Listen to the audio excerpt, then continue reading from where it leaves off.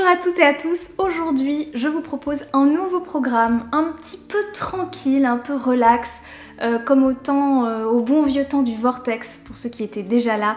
En gros, je m'assois sur ce canapé et on papote entre nous. Bref, ça peut être un espace de liberté, on peut faire un petit peu tout ce qu'on veut. Et pour commencer, j'ai eu envie de vous présenter les 5 anecdotes les plus dingues que j'ai apprises en lisant ce bouquin, La science de la résurrection. Dans ce livre, le professeur Stéphane Charpier se lance à la poursuite du véritable professeur Frankenstein. Quelle est la frontière entre la mort et la vie, et surtout comment les médecins au fil des siècles ont fait plein de petites expériences pour essayer de trouver cette frontière. Autant vous dire que entre le XVIIe siècle et maintenant, oh bah les gars se sont donnés à cœur joie niveau expérience un peu bizarre. Tiens, si je collais une tête de bébé labrador sur un corps de berger allemand adulte, c'est pas toujours super éthique, mais c'est toujours très créatif. Voilà, donc ça donne des bonnes anecdotes, je suis sûre que vous allez adorer pouvoir les replacer dans les dîners de famille.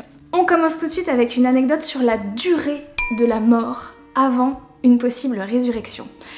Est-ce que vous vous souvenez de cette scène dans Les Bronzés? Pour des raisons de droit d'auteur, cette scène sera entièrement reproduite, avec des moyens très modestes. Dites-moi docteur, j'ai lu dans un magazine qu'on pouvait réanimer un noyé même 4 heures après la mort si l'eau était très froide. Mais pas du tout mon petit, c'est 45 minutes grand maximum. Voilà, donc si je vous dis que un mec est mort pendant 9 heures avant d'être réanimé, est-ce que vous me croyez? 9 heures c'est beaucoup quand même. 9 heures c'est le temps de regarder 7 fois Les Bronzés 3. Et d'ailleurs je trouve que ça ferait un bon... Qu'est-ce que tu préfères? Qu'est-ce que tu préfères? Est-ce que tu préfères être en mort cérébrale pendant 9 heures ou regarder 7 fois Les Bronzés 3? On peut choisir le film? Non, c'est que Les Bronzés 3. Alors être mort. En même temps, peut-être que regarder 7 fois Les Bronzés 3, qui est quand même une très grosse dose, Ça peut te tuer. peut te tuer, peut t'amener à un état vrai. de mort cérébrale. Bref, je vous explique donc ce qui s'est passé. On est en 2019 et 2 alpinistes sont en train d'escalader à 2800 mètres d'altitude sur le massif des Dolomites. Et là, il y en a un des deux qui tombe sous une cascade d'eau froide. Il tombe en hypothermie immédiatement, il perd connaissance, et quand les secours arrivent 20 minutes après, il n'a plus de pouls. Évidemment, ils vont le réchauffer, ils vont faire un massage cardiaque constant, donc ce qui fait que la circulation sanguine est maintenue artificiellement, mais le type a toujours un électrocardiogramme plat. Défibrillateur, injection d'adrénaline, rien ne marche. Et puis au bout de 9 heures, au bout d'une énième défibrillation, le cœur repart. Donc c'est la plus longue mort cardio-respiratoire pour le moment où un type a réussi à revenir. Et le plus beau, c'est que à partir du moment où son cœur repart, il fait une petite sieste pendant 4 heures. Et 4 heures après, il se réveille, il n'a rien. Il a juste une toute petite amnésie autour du moment de l'accident et rien de plus. Alors, deuxième anecdote, jusqu'où êtes-vous prêt à aller pour votre métier? Je sais pas vous, mais moi personnellement je ne vais qu'à Nanterre. Et pourtant c'est direct sur le RER A, mais il y a des gens qui vont vachement plus loin. Et j'ai envie de vous raconter l'histoire du mec le plus badass, qui s'est le plus donné pour son taf. Au début de la recherche sur la mort et la vie, beaucoup de médecins ont essayé de remettre en mouvement des fragments de corps morts. Voilà, avec de l'électricité, ils ont pris des grenouilles d'abord, après ils ont pris des chiens, des chevaux, des chats. Et un jour, en 1796, il y a un mec qui s'est dit « Tiens, si j'essayais sur moi-même ». Donc je vous présente l'histoire de monsieur Von Humboldt, qui s'est dit « Bah je vais tenter sur moi ». Il a donc disséqué son épaule, voilà. Donc il a mis à nu les muscles, les nerfs, il a laissé sécher la plaie. Donc je sais pas si tu te rends compte du sang-froid du gars qui laisse sécher la plaie, tranquillou. Le sang-froid du gars, ça me rappelle cette photo, je sais pas si tu la connais, du gars qui s'est fait lui-même qui s'est lui-même enlevé l'appendicite. Tu connais le truc ou pas? Oui. Je sais plus dans quelles circonstances c'était, mais c'est juste que je voulais savoir si je tape auto-appendicectomie qu'est-ce que ça donne? Ça me fait penser que ça pourrait être intéressant de regarder mon historique de navigation. Parce que je tape plein de trucs bizarres dans ce genre-là et je garde pas tout dans les vidéos. Donc dites-moi dans les commentaires si vous voulez que je vous fasse une vidéo sur mon historique Google. Avec ton historique, des gens ont fini en prison pour moi. Je crois. Alors attends, du coup je l'ai retrouvé. La photo s'affichera. Ah oui, d'accord. Donc en fait, le gars était pas encore médecin.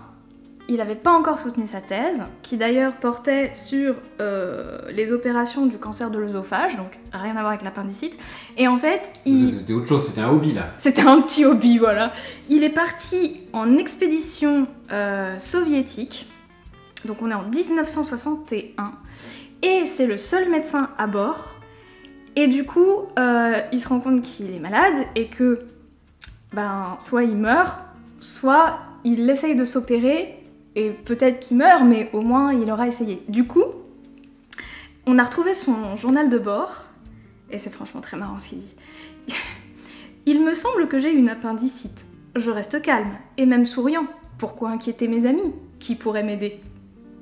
Voilà. Organisons un dîner. Voilà, faisons une dernière fête. Mais ceci dit quand même, à un moment donné, il se dit qu'il est obligé de se faire opérer. Les gars ont improvisé un bloc opératoire et il s'est installé et puis il s'est ouvert et il s'est enlevé l'appendice avec une opération qui a duré 45 minutes. Voilà. Donc au bout de 45 minutes, voilà, c'est fait, ça va mieux. Et pour plus de grands tarés qui s'opèrent eux-mêmes, je vous mettrai dans la barre d'infos le lien vers cet article du Monde qui en recense plusieurs, parce qu'en fait ils sont plusieurs à avoir fait ce genre de truc. Voilà, donc Alexander von Humboldt se dissèque l'épaule, laisse sécher la plaie, et il applique dessus une stimulation argent-zinc, en fait pour innerver le nerf. Et il constate que effectivement ça fonctionne sur lui aussi. Le muscle du bras va s'activer en dehors de sa volonté propre par la seule activation argent-zinc. Et donc il note dans son cahier d'expérience que 1, ça marche, cool, et 2, ça fait de plus en plus mal, plus il essaye, plus il douille sa race. Ce qui paraît un peu logique. Enfin, je veux dire, on se doutait que ça allait être compliqué. Troisième anecdote, le livre, tout du long, il interroge la question de la différence entre la mort et la vie. Et évidemment, cette différence, elle évolue en fonction des moyens techniques aussi que les chercheurs ont pour essayer de mesurer les infimes réactions physiologiques des patients qui sont dans des états comateux, catatoniques, etc. Donc plus on a une technologie fine, plus on arrive à percevoir par exemple les activités électriques à l'intérieur du cerveau, des choses qu'on ne percevait pas dans les temps anciens où on s'occupait juste de prendre le pouls à la main, où on mettait juste un miroir devant le nez, etc. Mais ce qu'il ne faut pas oublier, et c'est très important de le préciser parce qu'on est dans une société avec la technologie galopante, etc., c'est que la technologie ne peut pas remplacer l'esprit humain. Ça peut aider, mais ça peut pas trancher sur la question. Et c'est pour ça que, sachez, je ne le savais pas, les critères de la mort médicale actuellement sont différents en fonction des pays. Par exemple, quelqu'un qui a le tronc cérébral en état de mort est considéré comme décédé en Grande-Bretagne. Cette personne, si elle est aux États-Unis d'Amérique ou en France, elle est considérée comme vivante, à moins qu'elle cumule 3 autres critères qui vont définitivement signer ce qu'on appelle la mort cérébrale. Je rentre pas dans les détails de quels critères, si vous voulez le savoir, vous allez chez votre petit libraire et vous achetez ce délicieux ouvrage pour en savoir plus. Et du coup, c'est de là que viennent les morts vivants? C'est les mecs qui restent à la limite, à la douane? Genre le gars dans le Thalys, quoi. Ah oui, le Thalys, il est en Belgique. Tu me diras, il y a une frontière, hein, mais je sais pas. Je connais pas l'état de la faut voir, mort. C'est quoi la mort en Belgique? Non, je connais Ça pas. se compte en litres de bière, je crois. C'est la mort subite en Belgique.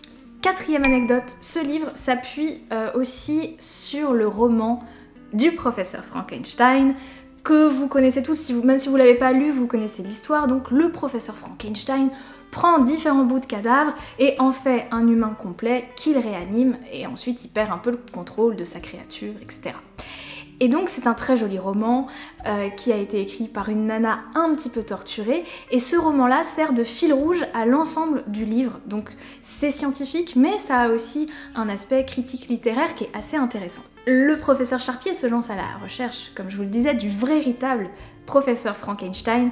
Alors personne n'a pris différents morceaux de cadavres pour essayer de faire un être composite, ça n'existait pas, mais il y a quand même un mec qui se rapproche assez du véritable professeur Frankenstein, c'est lui, c'est Giovanni Aldini, qui est le premier à avoir réussi à faire convulser un cadavre entier.